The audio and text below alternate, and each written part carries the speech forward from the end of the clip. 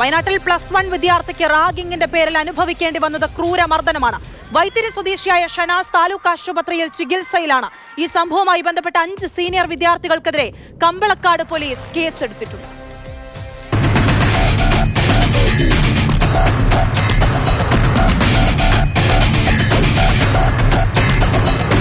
നാല് ദിവസം മുൻപാണ് Shanas Kaniyambetta government higher secondary സ്കൂളിൽ +1 സയൻസ് ബാച്ചിൽ പ്രവേശനം നേടിയത്.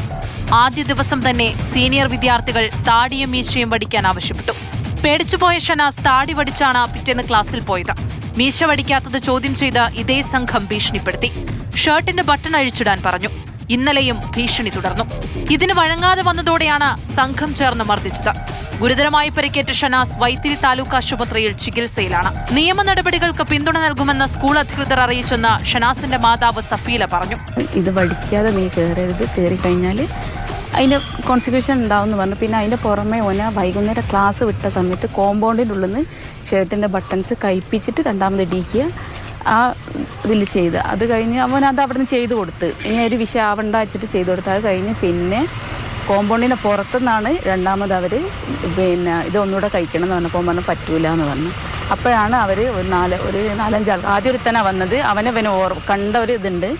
പിന്നെ 4-5 ആൾ കൂടിയിട്ടാണ് ചെയ്തിട്ടുള്ളത്. സംഭവത്തിൽ 5 സീനിയർ വിദ്യാർത്ഥികൾക്കെതിരെ കമ്പളക്കാട് പോലീസ് കേസെടുത്തു.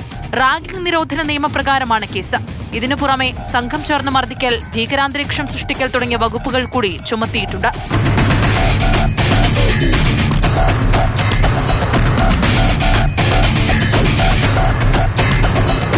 മാതൃഭൂമി ന്യൂസ്, വയനാട്.